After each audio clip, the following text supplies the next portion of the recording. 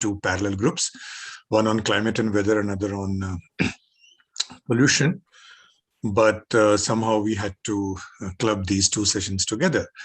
And I guess that fits very naturally.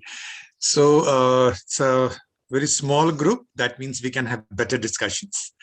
Smaller group, better discussion. That's how it always works. I don't think there is a need to talk about the importance of this topic. And we are all aware, we know that COP26 is going on. And they are discussing all these issues at global level, but very strong and clear local ramifications for us here. Particularly, I'm speaking from Himalayas, and you know that Himalayas are one of the most fragile ecosystems, likely to be having no worse effect of climate change and weather-related extremes that we are experiencing these days. So without any further ado, I would quickly introduce the speakers and experts of the day. We have three speakers, Anup, Avikal, and Sumaira with us. Let me check. I can already see Sumaira with us. Anup is also around, and Avikal is here. So the process, as Dheeraj, I guess, I've just explained to you. I'll introduce one speaker, and then that speaker can present for, let's say, 5 to 8 minutes, so to say. And then I will follow with the next speaker and the third speaker. And then at the end, we can have an open discussion. So largely, the areas which we are looking right now is in this entire discourse of sustainability, weather, climate, pollution. What are the core stakeholders that we need to bring together? What are the core targets, so to say? What kind of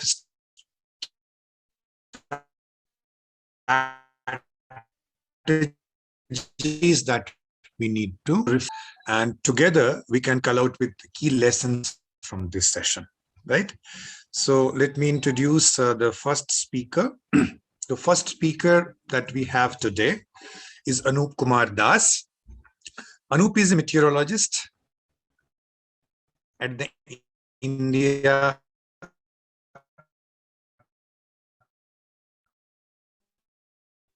Meteorological Department.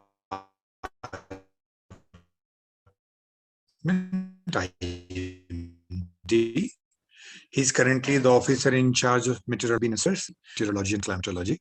He's an avid reader of books in various fields, with his interests in the fields of science, linguistics, metaphysics, yoga, and spirituality. So it's very clear that Anup is man of many moods. I'm sure his deliberations here will be fruitful for all of us. Anup, it's all yours. Okay, first of all, I feel privileged to be here and discuss.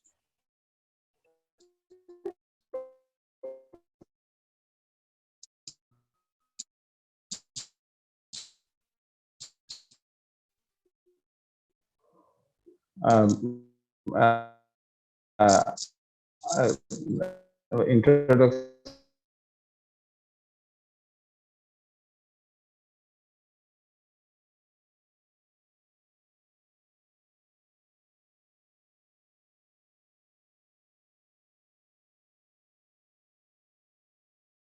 Department, but in our logo, it is clearly mentioned Adityat Jayate Vrishti. That means Aditya is sun, we know.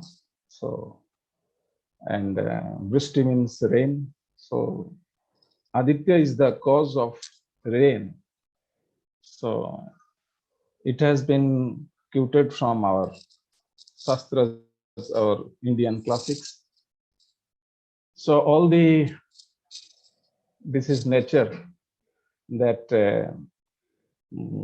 sun is there and we all get energy from sun. So whatever temperature change due to sun only. So it is natural process. But what is the environment we are having? It is consisting of the gases, the plants, and mountains, oceans, all this. They all are affected by this earthly planet. It is so this planet experiences or get heat energy from sun. So now it is a vital responsibility of the human being not to misuse its environment and to be very natural in living style. So therefore, now whatever we observe, the climatic change and global warming, all because of human misdeeds, we can say. So therefore, whatever we have been observing in our department, that is mostly why it is being changed. 2010 to 2019, it is the warmest decade, we can say. So it is because of our various needs we have increased, we have enhanced our needs due to sense gratification. I'm getting philosophical bit. If anybody doesn't like, then I'm sorry, but it is first of all human mind only, because wild animal, they are very friendly to nature, but we are unfriendly to nature because of our mind only. So mind needs enjoyment, so it enhances its requirement, and unnecessary requirement, we can say. We are going beyond basic need never violates the rule of nature. But when we enhances our needs, that time it goes on multiplying our sufferings. So that is the cause. So now we have been observing the temperature is increasing, and the sea water especially. Ocean water is getting warmer day by day. Everybody knows the causes: heavy industrialization, and all your now we are massively using vehicles. That means petroleum run vehicles. They are emitting so many poisonous gases into the atmosphere. So, and industrialization also, and the road, we can say, nowadays, by destroying the trees and forest, we are creating many wide roads. So because of that, also the roads are black, and black body is absorbing the heat from the sun. So therefore the climate is getting warmer. Again, industrialization is giving the same thing. So everything depends upon our mind and our living style. That is the main cause of whatever we observing nowadays and suffering from. So sustainability, that means one part, that is how the life, maybe wild, maybe anybody, any living beings, including plants, they have got the right to live here, but we have to provide, create the environment for that. So main thing is that as far as Odisha and West Bay of Bengal is concerned, we are observing frequency of cyclone in this Bay of Bengal area. It is getting more and more due to unpredictable and climate. Unpredictable in the sense,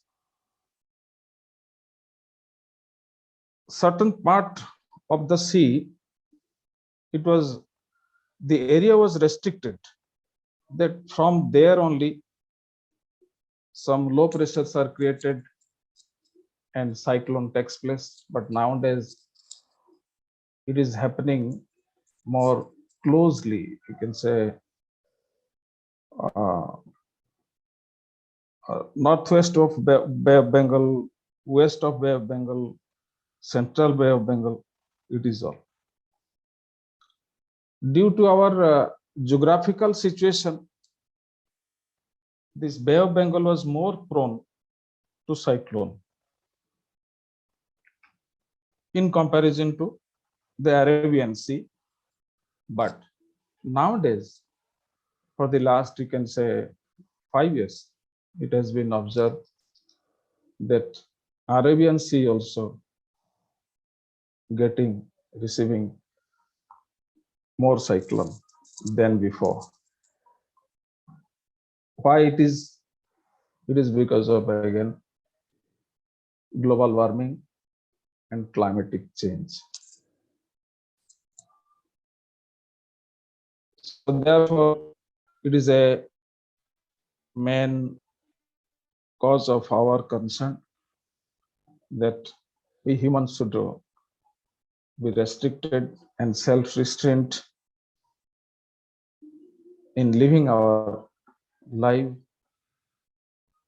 But one thing is that we are just discussing, but we are not feeling that in the core of our heart.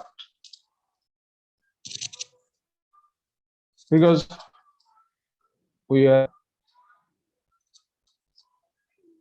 showing our selfish attitude in the sense, what I feel good without any science and knowledge, I want to adopt that. I want to apply that without knowing the consequences, what it is going to, because me is, everybody is me. Yes, everybody is me. That sense has to be developed in ourselves so that we can be careful for others.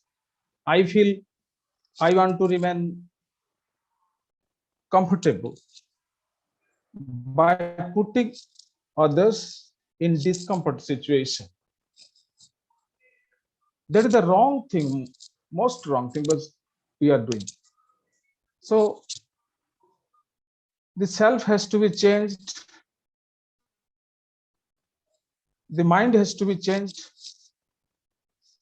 Mind is playing all the evil, you can say. One has to analyze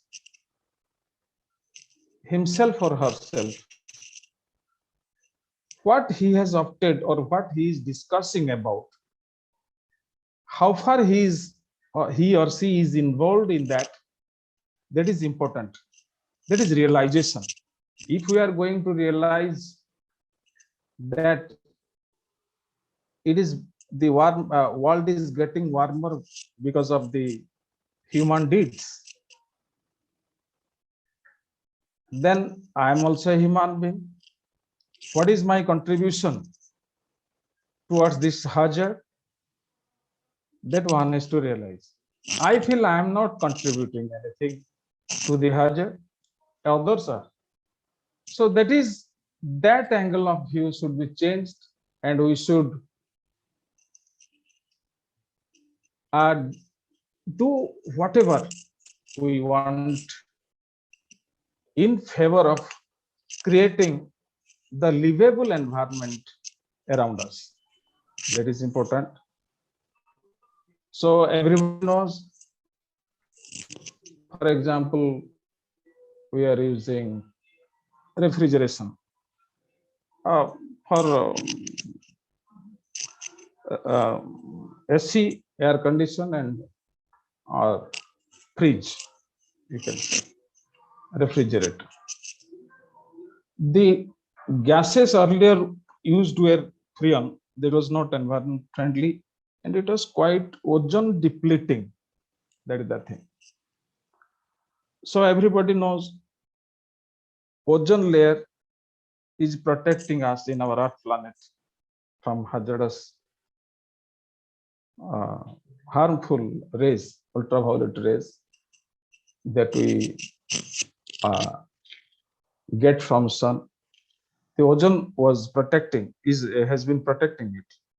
But the gas we use here, like freon, that was depleting, the cause of depletion of ozone layer. So ozone hole was being created. So now research by various research in the industry.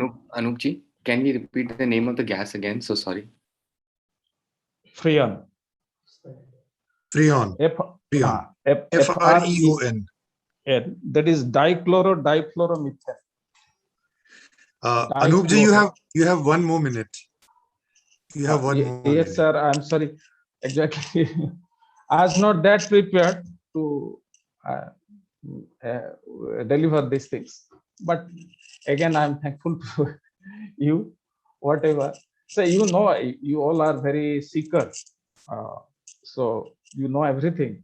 But the main concern is that it should hit our core of heart. Whatever we are discussing, because many a summit has been called since years. So it may be Rio, it may be Reykjavik, it may be, what is that, Paris. So everything going futile, sir. Why it is going futile?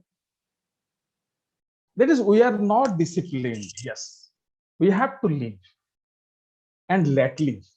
जिएंगे और दूसरों को जीने देंगे, यही बात है. Sir, we are the main cause of our environment getting polluted. So we have to break on that. What the solution? Some people are nowadays discussing we should start green economy. Then the same thing is agriculture again. So one thing I can put here, many people may not like it, but horsepower is a thing. It has been derived from horse. The earlier on, in the ancient time, for transportation, horses were being used. It was expensive, no doubt expensive, then more expensive than if we compare nowadays transportation. But there was no emission of any poisonous or hazardous gas, no question at all. And again, agriculture. One basic thing again I can put here from philosophy, that everything, I am using Indian words, ahar, nidra, bhaya, and maithuna. That is the sleeping, eating, defending, and mating. ये 4 चीज हर जीव कर रहा है, मतलब everybody is doing that. But what human are doing, else doing, they are also restricted within the same thing, but without going friendly to nature. we are violating the rule of nature. That is infallible justice, because nature has got its uh, whatever reaction. So we have to read the consequence. So we have to restrict ourselves from doing our increasing our needs. Unnecessary needs should be restricted. That's all, sir. If I am useful Thank you, in sir. this case. Thank you, Okay, sir. sir. Thank you, Dr. Das. You pointed out two very important things. One thing you said that how weather and climate are changing, and you gave example from Bay of Bengal and Arabian Sea, and you highlighted that earlier it was more cyclones were more frequent in Bay of Bengal, but now you can see frequent occurrences in Arabian Sea as well. And you also brought it down to the basic philosophical level of human existence, where you said that basically it's about our sense gratification that we indulge ourselves in. Yeah. And we are still talking at intellectual level, and we are not feeling it at the core. Yeah. So that dichotomy and the selfishness is what driving that actually making the impact worse. Yeah. So you have really brought out the global issue to our personal responsibility and a social responsibility. Thank you very much for doing that. Absolutely, sir. Now we Absolutely, have sir. our Thank you. next speaker line, and we have with us Avikal Somvanshi. Avikal leads the Urban Data Analytics Lab at the Center for Science and Environment, New Delhi.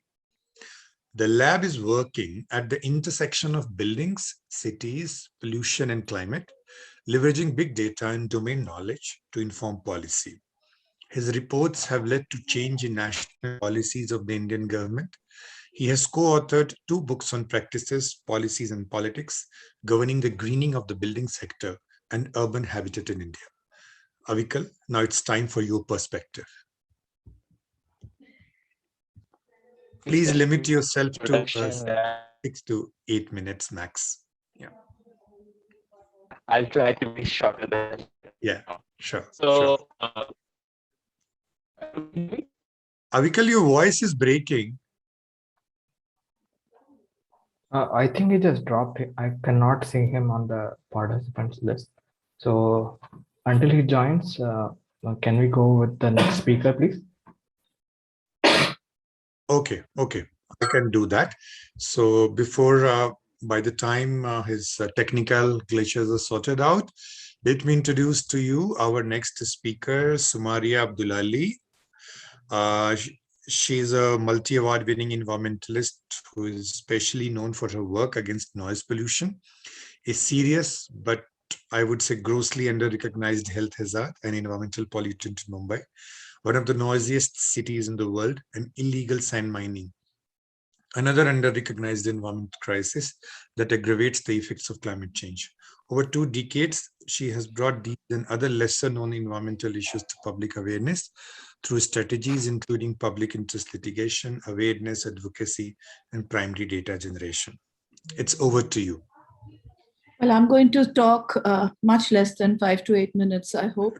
But I wanted to say that I completely agree with whatever has just been said, and that, climate change, we're feeling the effects very much in India. And also to link it with pollution, since that's the other topic that we have, that the United Nations has said that pollution is the single largest health emergency that our world faces. And it has also said that greenhouse gases, which are pollutants, is the largest driver of climate change. So, and in particular, it has talked about coal as being the issue that we need to phase out. One of the most important goals of the COP26, which finished last night, was phasing out coal.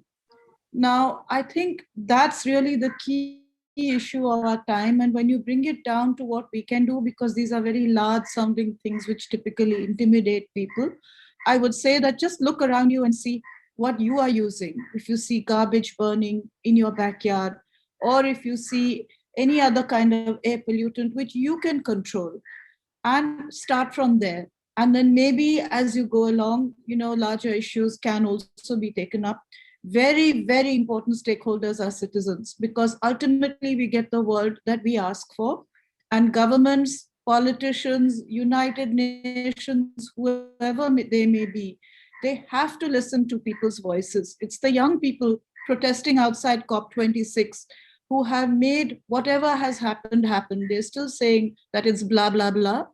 But I would not be quite as cynical. I would say they have achieved a lot. So never underestimate your own voice and think that just because you're one person alone, you can't do it. You can do more than you think. So I think I'll just leave it there. It's a very technical subject. There are many ways of looking at pollution and ways and means of stopping it. So I've talked of the stakeholder, citizens, politicians, governments, the United Nations, all of us together, and the implementing authorities, of course, industry, all of them. But I've mentioned the problem. It's also directly affects your own health. And the solutions are for us to be out there and voice what we want, first and foremost, and take whatever little action you can. So I think I'm just going to leave it there and invite others to speak. Sumaira, I guess you really pointed out important things. One is the voice, particularly the voice of younger people, because they are going to really take forward the little environmental movements which are going on across the world. And the second thing you really pointed out, the citizens, our own responsibility in the entire discourse. At the same time, you also pointed out number of stakeholders that need to be engaged in order to ensure long-term solutions of the problems which we are facing. Here, I would want to have one little question based on your own experience of under-recognized issues like noise pollution or sand mining and stuff like that. What has been your experience, particularly when you look at, I'm sure you would have engaged a number of stakeholders in the process. So any specific challenge which you faced and any strategy that worked, that would be really helpful to our participants. The strategy which works best is engaging people. So you start from a position where if it's an unrecognized issue, then people laugh at you.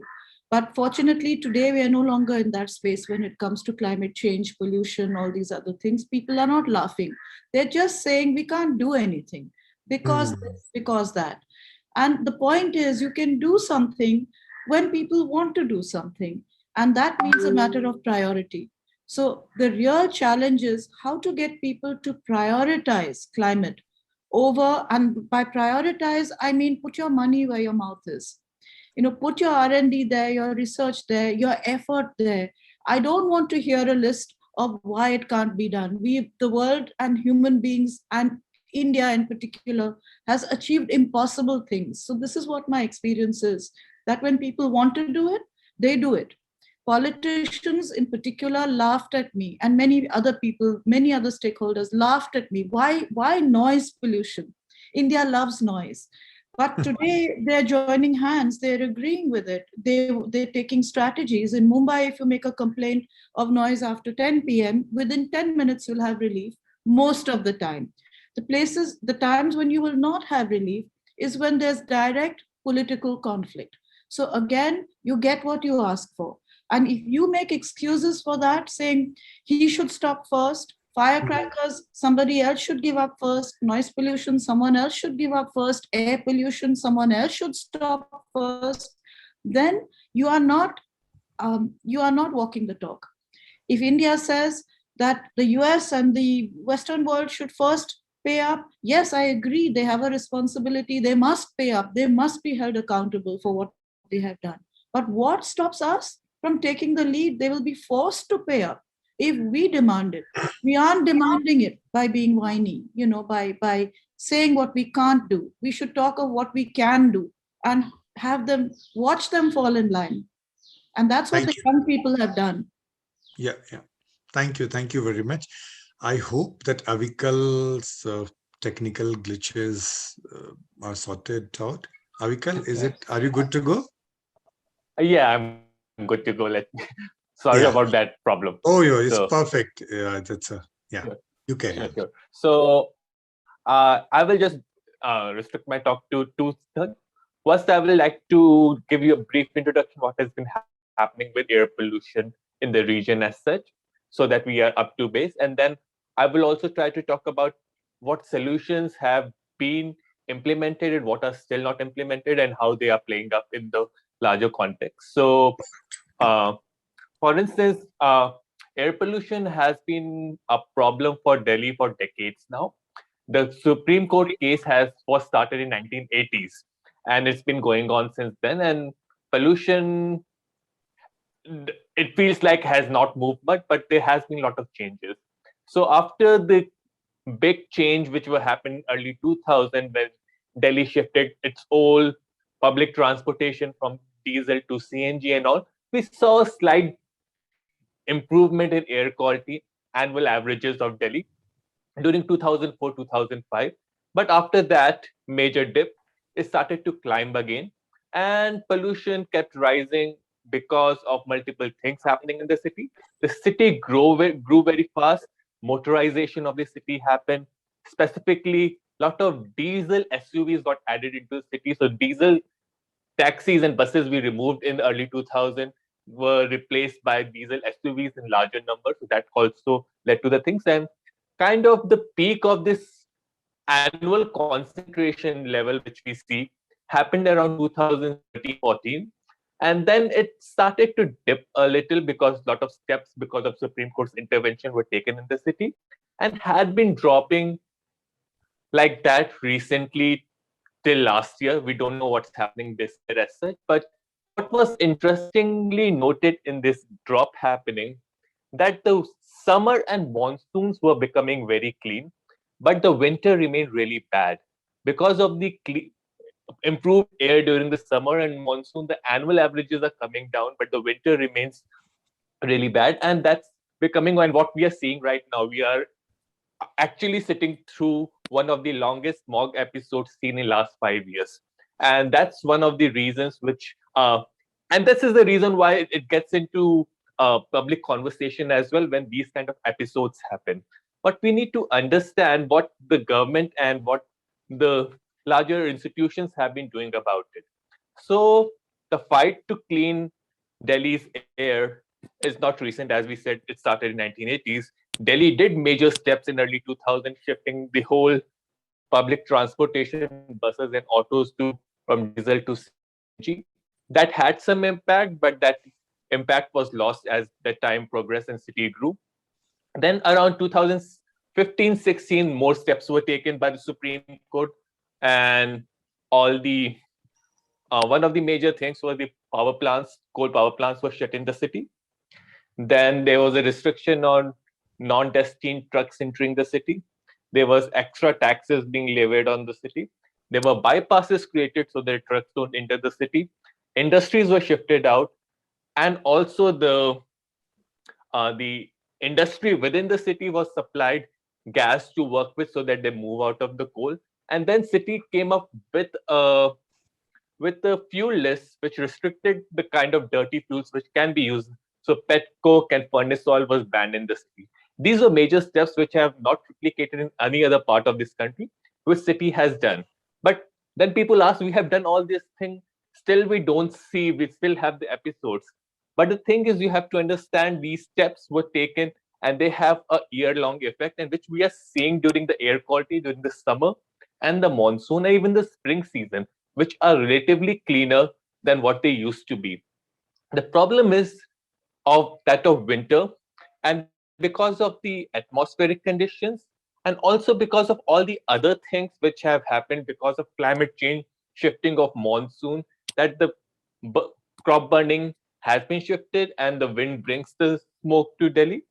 But even then, the smoke coming to Delhi from the farm fires, which happened for 3 to 4 weeks during this season, only contributes on average during the season 12 to 15%. On the worst day, it can reach up to 40%. That's but a single day problem.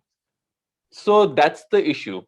The farm fires contribute to these smog episodes happening, but rest of the winter will be Delhi's own pollution. And our latest assessment has been, since Delhi has kind of eliminated all the industries and has provided cleaner fuel So now the major source of local pollution in the city is traffic, followed by domestic. So that needs to be acted upon. But that not to say Delhi itself is a thing. We live in an air shed which is shared by other cities. So all the cities in NCR and UP, Bihar, everybody has this shares the air. What flows from Punjab reaches Delhi, and Delhi's pollution then flies down to your Ghaziabad, Noida, and all those places, and it kind of contributes. So we need to expand our solutions and things to all the cities. It's not a Delhi centric problem. Even if Delhi removes the industries, shuts it down, puts it somewhere, if it goes and gets set up in Ghaziabad, that pollution is still happening, though not directly coming to Delhi.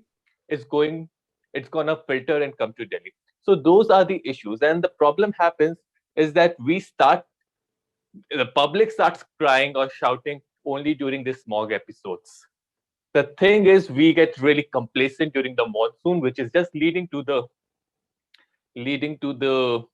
this travesty which happens, and even the governments and all becomes really complacent, and that has what has happened in last 2 years. The grab which is in place to help with this emergency situation has not been activated till yesterday, and then this episode has been going on for 10 days. The cause people don't have faith in elections now much, especially politicians, and they are scared of doing these actions. They have, for a specific, Delhi government has invested or wasted 40 crores of money in making these smoke towers, which are useless investments. Anand Vihar, as of now, at this hour, is the most polluted spot in the city. I don't know what the smoke tower is doing. Putting an air conditioner out during the heat wave. Putting it on the street, do you think that will be able to cool down the city? No, it won't. You need to address the systematic problems which are there, much of all of which have been identified in past few years. There was some controversy who is contributing that much, who is contributing this much. There have been detailed studies done by IITs around the city. We know which source is polluting what and what needs to come. The thing is, all pollution sources need to be cut down. It's not about this one is bigger, so we cut only down that. It's like the climate politics. Now is China and India are polluting that much, so that only China and India should cut down. The other Europeans and which have cut should not cut down. No, it's everybody's responsibility. All the pollution needs to come down, and there has to be public buy-in now. So there's a lot of things, as the sir earlier was saying, that we want things to improve, but we don't want to change our lifestyle to make that happen. And that's the big issue in Delhi and also in the cities around, in the whole Indo-Gangetic plain and whole of India as such, that we want clean air, but we still want to drive our SUV to our workplaces. So unless we start making changes and we start demanding changes and giving confidence to the politicians and the governments that if they take a drastic measure of maybe shutting, pedestrianizing a whole road so that there is imposing high parking fees so that people don't take their cars out, or even make the public transport cheaper, they need to give the confidence to the government that they will stand with them so that they do that action. And if they don't do that, ask them, make them uncomfortable about it. You don't need a Supreme Court to tell you that shut down the city, otherwise we can't live in this city. They knew it. They have known it for decades that this is the situation, but they were not doing it. So that's the problem now. We need public to we know what the problem is. We know what the solutions are. And these are not easy solutions, because easy solutions all have been exhausted. We need to take larger, and it has to be a cooperative thing, because Delhi cleaning itself will not do much if Ghaziabad, Noida, Jind, Ludhiana, Lucknow doesn't clean up their thing. So it has to be a collective of all the cities and every people in this region to achieve what we need as clean air and healthy air for our lungs to breathe. I will stop there. Thank you. Thank you, Avikal. Like, you really gave us a very interesting, short and crisp background of the air pollution situation in Delhi. And you also pointed out 3, 4 very crucial things. One, perhaps, was the fact that Delhi is not a standalone island. And so you really pointed out the interconnectedness and globality of issues, so to say. At the same time, as Dr. Das has pointed out, you also reiterated the fact that ultimately we need to change at a very personal level, so that lifestyle issues are really very crucial. Then what Mera has pointed earlier on, asking questions, making your voice heard, again remain a key issue and key strategy perhaps. So we have 10 more minutes roughly to for participants' comments, observations, and then we can move forward. So yeah, you can come up with your questions. Since it's a small group, you can directly ask.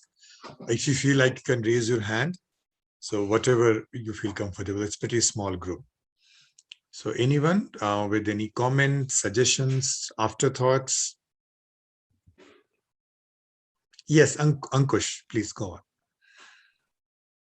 Thank you so much, Sachin, for doing such a great job of moderating the discussion. And to all the speakers, great inputs. Avikal, my question is to you. I've personally lived in Delhi for years, been through absolute crazy smog winters, and CSE does incredible work. So kudos on that. Avikal, we see that NHAI has some aggressive electrification targets. Delhi is one of the cities where I saw some of the first electric charging networks go up in the country. With CSE at the helm, why is that not being taken up more aggressively? Why is Delhi not being that example when Kejriwal made the announcements years ago that Delhi would have the most aggressive renewable energy plan in the entire country?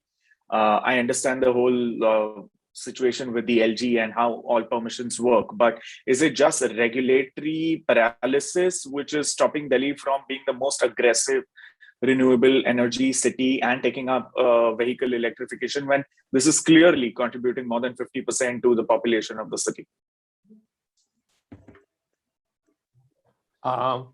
Policy paralysis in the city is one of the major reasons, but it's also supply and as well. There are not enough manufacturers manufacturing these vehicles and all which can come into the system. So Delhi wanted to buy some 1,000 electric buses, but they are not a manufacturer who can supply that at the pace it wants. So we need both ends. Demand is there. We need the supply end to catch up now. Right.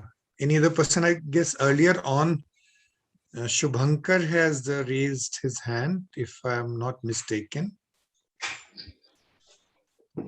Yeah, hello. Yeah, am I audible? Yes, you are. Okay. You go on. Yes. Actually, my question is to Arup sir, if he is comfortable with answering that. So the thing is, in climate data specifically, there's a lot of smoothing that goes around, a lot of averages that we take. For example, we will have a general temperature gradient or general rainfall gradient for our entire state, but it's not devised enough for sector-wise or district-wise, or even when for example, a farmer is farming his land, that entire gradient is not useful for him because he's planting in like maybe 100 meters, 200 meters, he's planting there. So I would like to ask sir that how much of that kind of specific gradient data is has been given out by the IMD, and especially one more question to be added here. So I had this talk where I gave a talk on like All in the Radio. It was, I think, so in the Corona time, where I specified about the desertification data. So the climate change and the desertification aspect of it. So, but the current data was not available. I took data from the report came out from ISRO, and the data I took was from 2016. But the current data it's my understanding of it, all of this are being funded from the taxes that we pay. So the general public should have access to this kind of data to have a, much more understanding of what's going on at the present, not what has happened in 2016 or 17 or whatever. So my question is to Sir, like, how much of this thing is important for the entire system, for ISRO, for IMD to get this data out, and like, are they planning to do so? Or maybe. Thank you, Subhankar, for this very pertinent question. Dr. Das? Yes, sir. I could hear Mr. Ghosh. Sure, please. So, I think he's asking about the data. Right. So if you allow me to rephrase, and Shubhankar, correct me if I have not understood you properly. He is asking that most of the data are at a larger macro or meso level data, but farmers need data which are relevant for their farm. So the level of data are IMD is any process to provide that sort of data, and then what kind of steps IMD is taking to make that level of data available to the general public. Shubhankar, this is what you wanted, right? Yeah, that's perfect. Thank you so much. Okay. Yes, Dr. Das. Sir, IMD has opened agricultural met office in different locations, but it is not widespread. So farmers are not able to get as according to their requirement at different places in places. So, but nowadays the process has been started by NDC, National Data Center Pune, IMD Pune, and that project has been taken up to establish like AWS and ARG. But as far as agreement is concerned, sir, the evaporimeter has to be established, has to be installed, and temperature, the soil temperature and humidity, that is all required. So that is not widespreadly established, the stations are. So because of that, it is not available. Otherwise, temperature and all other parameter of weather are available in our website. That is imd.gov.in. You can go, and from there you will get many things. Okay. Thank you, Dr. Das. Shubhankar, just to add to what Dr. Das just said, I know one organization in Himachal Pradesh who is taking information from IMD and giving localized climate-related, weather-related update to farmers at a very nominal fee. I have forgotten the name of the organization, but I remember the name of the person who runs it. So that name of the person is Kamaljit, and I'm just missing the name of the organization. So, but there are agencies, not IMD. IMD's effort, Dr. Das just pointed out the efforts which are in pipeline. But I know a couple of other agencies who are doing it, and farmers are finding it very useful. Actually, I was contacted by that organization to do an impact study of their intervention, which I'm still in the process of designing. Any other comment before? Sir, one thing, yeah, Mr. Ghosh, if he wants, then he can approach Regional Meteorological Center, Kolkata, if he belongs to West Bengal. So from there, you can get, there is a channel also, couple channel through by writing an application. Sorry for interacting, like cutting you off, sir, but like I belong from Assam. So okay, Assam also is a meteorological center. Yes, that MC is there, Guwahati.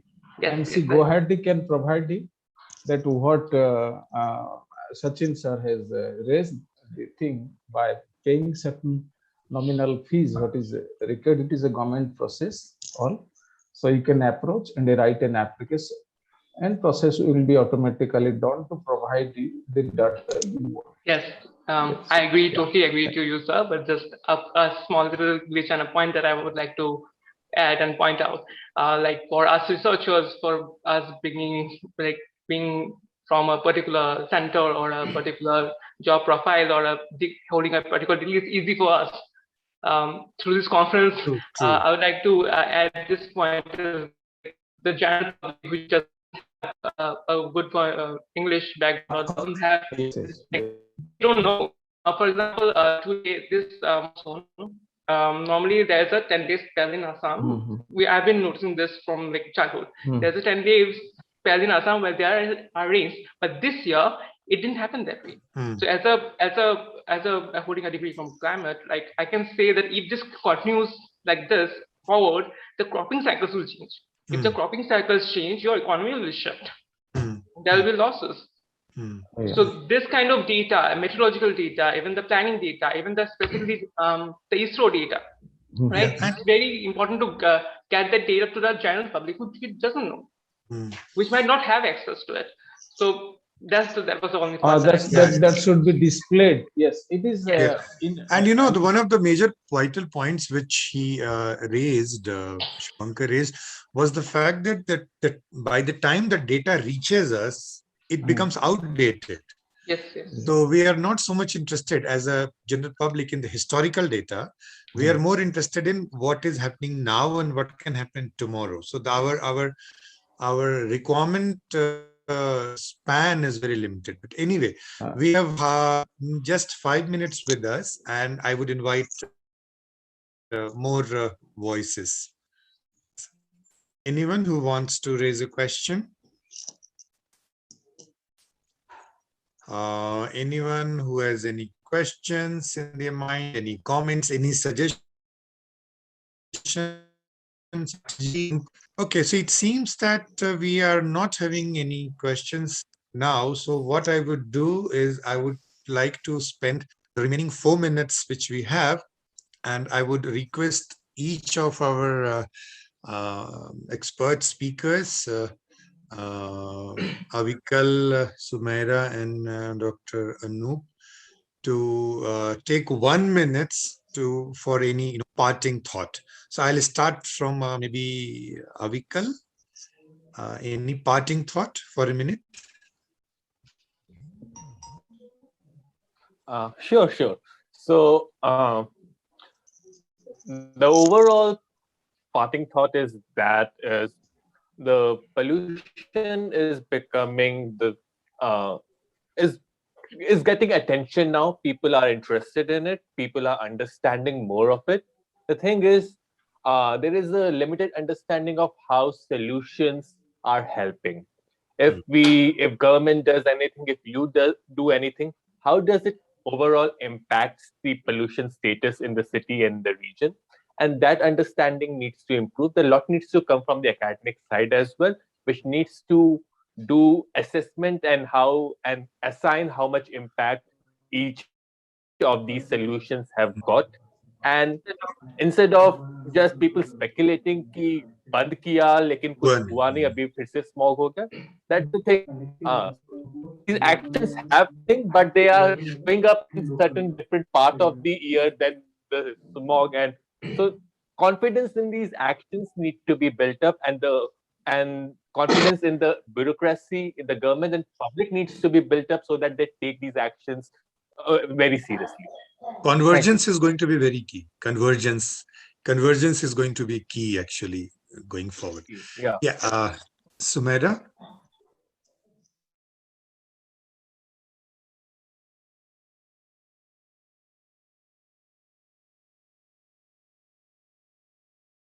Ma'am, you're on mute.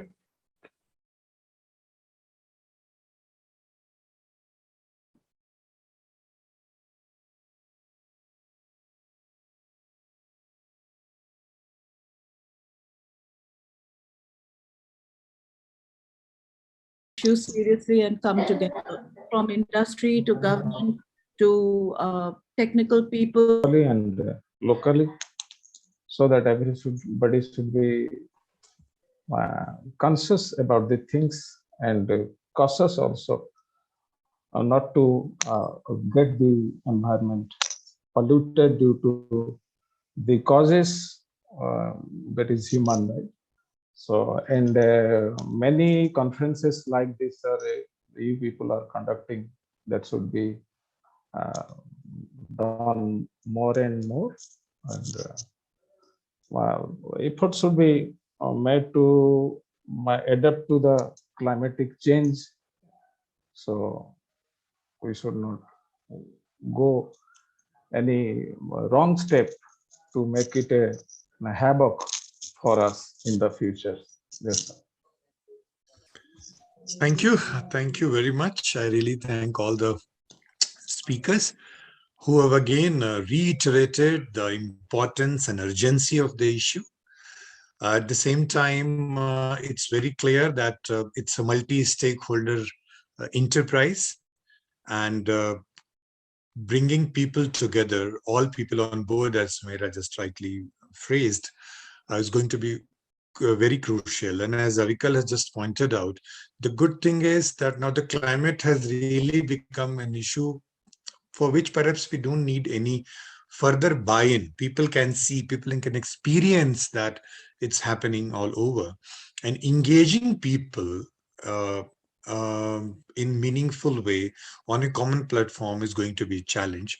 And the conferences like this is an attempt in that direction, because in this session itself, you can see we have the three persons have very different backgrounds and very different but yet common agenda.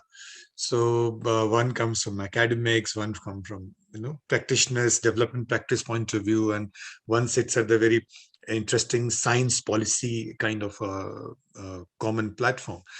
So events like this are likely to bring people on a common platform and exchange ideas and share views and strategies. And I also thank our volunteers. I also thank our ISL team, Gargi, Saurav, Preeti, and really I thank you all. And at least I am leaving this room with a lot of enrichment and a lot of ideas, which I can communicate with my students back here in Himachal Pradesh.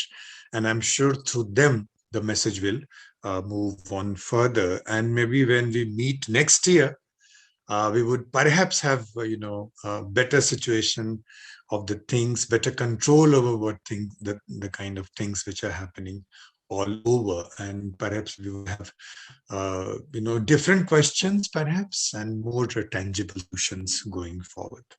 Thank you. Thank you once again. So I guess we can, Dheeraj, can we leave the room and join the plenary, or? Yes, we can leave the room. Okay. Thank you, Dhriti. Thank you, everyone.